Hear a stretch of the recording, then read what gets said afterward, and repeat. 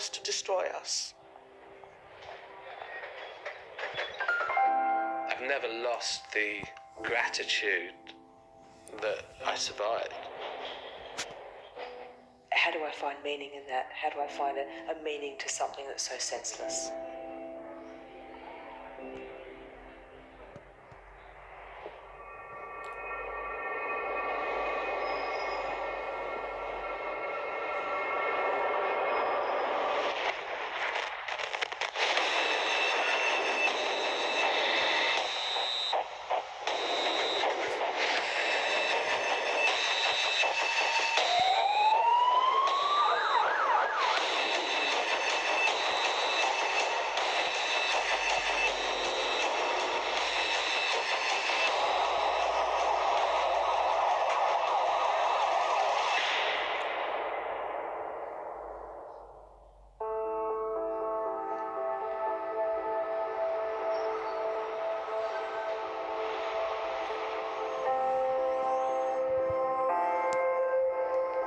It was a beautiful, typical London summer. So we all had our coats on. It had been very hot and it was just this very light misting of rain. The night before I'd played cricket for the company, so it was a nice sort of summer period.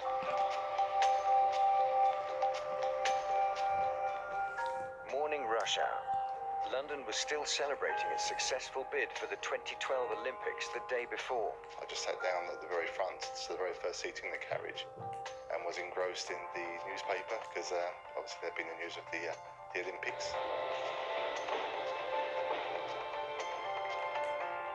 I was just so excited. It was just fantastic, and it was going to be the beginning of another chapter.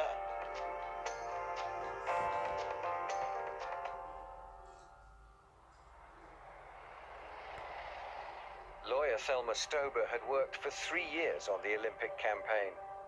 She was on the Circle line, running later than usual because she'd taken her 7-year-old son Lewis to school. I had a quick chat with the teacher and I kept saying, we won. And then I left and went to the tube station and went to get the train to work. 24-year-old Carrie Taylor was in the same carriage, having said goodbye to her mother at Liverpool Street.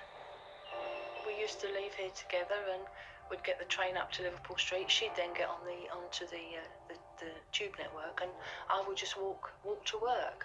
And we always had the obligatory, she used to peck me on the cheek and I used to slap her on the backside. It was just silly stuff. It was sheer chance that brought so many people that morning to a time and a place that would change their lives in an instant. Richard Levy had taken a different route to see progress on Arsenal's new Emirates Stadium. I was a bit of a football fan, and I used to like going past this stadium, and every week I'd go past it, it was slightly more built, slightly more built, slightly more built.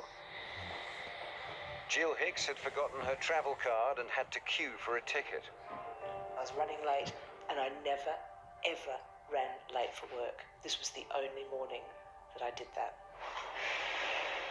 Tim Coulson happened to be in London for a course on a Circle Line train going through Edgware Road. It wasn't a regular commute at all. London was a place I didn't go to very much. I went there for the art.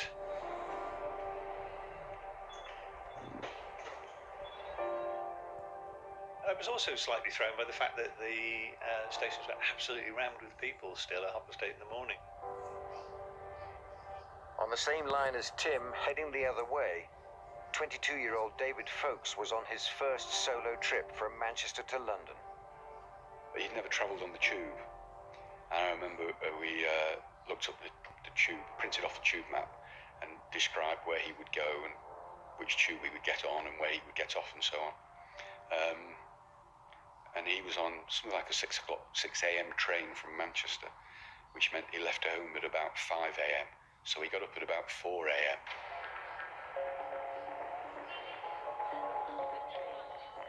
On the Piccadilly line, Jill Hicks and Richard Levy each battled to get onto the same overcrowded train at King's Cross. The platform was packed full of people. Almost, I'd say, 6 people deep. People on the underground don't talk to each other. It's this unwritten rule if you don't talk to anyone on the underground. And we're all sitting there, standing there rather, waiting for this train to come.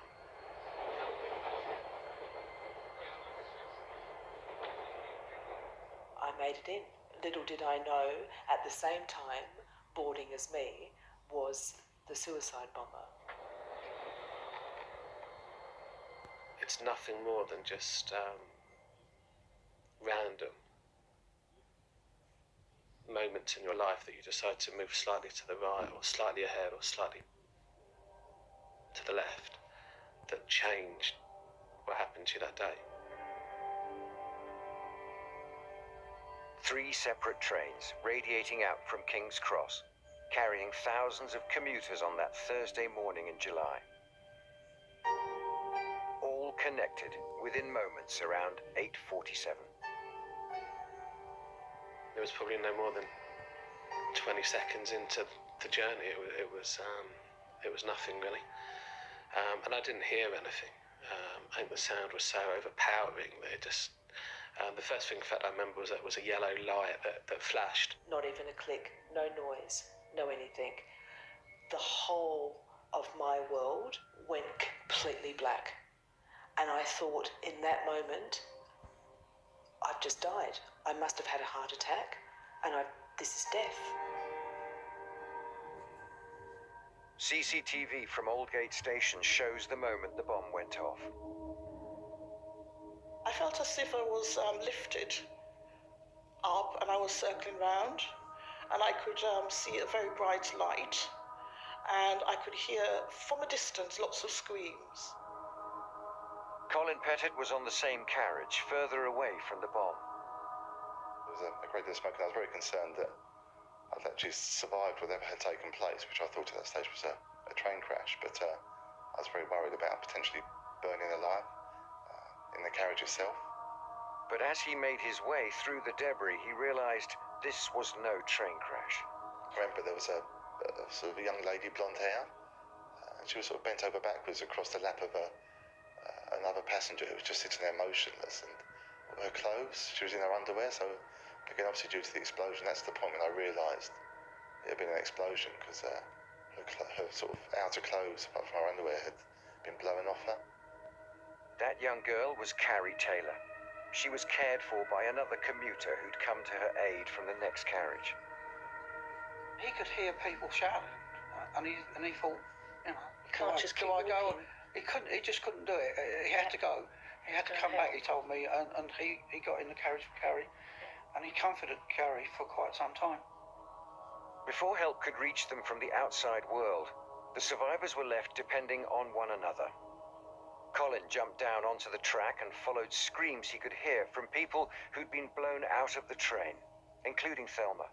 I opened my eyes and I saw that I was actually lying on the train track and by the train. Part of my body was underneath the train. She told me her name was Thelma.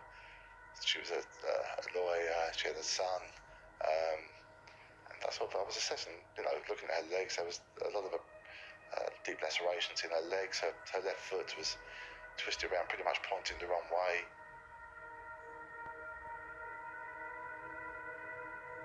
Part of the door was actually stuck to my thigh, and the door of the train had come off and part of it was hanging, and there were people screaming and shouting on the train, and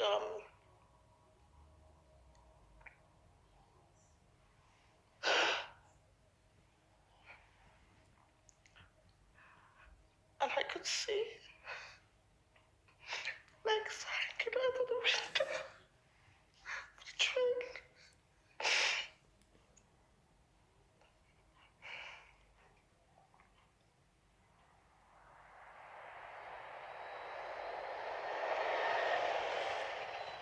When the bomb went off on the Circle Line train near Edgware Road, the force of the explosion stopped Tim Coulson's train passing in the other direction. The sound of people screaming in the bombed train drove Tim and 2 other men to risk their own lives to help. The 3 of us had a very similar drive to help our fellow man in some way. And we searched around and we found a metal pole which is used for scraping ice in the exposed parts of the underground, and we smashed the window. And as one of the others held onto that pole, I climbed through that broken window, and I came across a man, no clothes on the top half of his body, and his lower half of his body was below the train floor. He was in a hole, sitting up, facing me, and alive. Tim crawled under the train to try to free the man, but he was beyond help. I knew I was going to have to do something and be with him at the end of his life.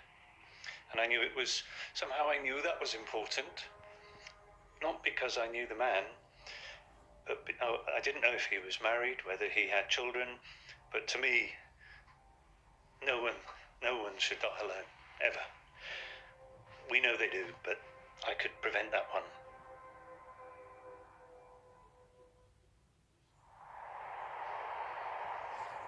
Those struggling to survive underground had no idea that others were going through the same experience on 2 other tube trains. The only clarity they had in the chaos was that their carriage had been hit by a massive explosion. You look around, you think, there are no windows. Oh, there's no doors, there's no roof. This carriage is now a shell. Effectively, we're in a tunnel because soot is pouring down. Breaking news we're getting from the PA Newswire that there's been reports of an explosion outside Liverpool Street Station. Eyewitnesses say there was a bang heard during rush hour. Details still very sketchy. Above ground, the picture was changing with every passing moment. The latest we're hearing is that several London Underground stations have been evacuated. British Transport Police just telling us that there are walking wounded. It was an explosion and it happened at Aldgate Tube Station. Aldgate East, I beg your pardon. The first reports blamed power surges and possible train collisions. Clearly no one here seems to be entirely sure what has gone on yet. It really is the scene of some confusion here. A witness report saying people are streaming out of Aldgate Tube Station covered in blood. In the deepest tunnel between King's Cross and Russell Square, some victims were only just regaining consciousness. As the doors gave way, there's electric cables that run alongside the tunnel, and I got thrown very heavily against those cables, and that produced effectively what felt like a bolt of lightning going through me. I have no idea how long it was for that blackness to be lifted, but it was only when I heard other people screaming that I felt very comforted by that and thought, okay, I'm not alone. There was a big hole in the carriage and there was people flying everywhere covered in blood and screaming help. So I don't know what exploded, but something exploded. We're all talking to each other. We're all saying, yep, still here. Yep, still alive, still okay. I still had a scarf on. I took my scarf off, ripped that in two, and tied tourniquets up the tops of my legs. And as I was tying the tourniquet up the top of my right leg, my hand went right into my thigh, and I thought, okay, this is really bad, but don't panic, because everything always looks worse than what it really is. Despite his injuries, Richard Levy made it to the driver's cab. The driver told him to head for Russell Square Tube Station, but warned him that the line could still be live. All you're waiting for is the metaphorical light at the end of the tunnel. That's really what you're looking around. And I saw a guy running in the other direction. He had a luminous jacket in, and he said, "Are you okay?" And in a way, they're the three greatest words I could have heard, because you're talking to someone who is just saying, "You okay? You okay?" And I said, "I don't know if I'm okay, but I do know that people need help in there." They're telling us some casualties and what they're describing as a major incident on London Underground. I don't know what happened. You probably know more than me. I was in the front carriage and people were severely injured there. But I've heard, I don't know if it's right, that people were even worse further back. Above ground, the sense of chaos was spreading as the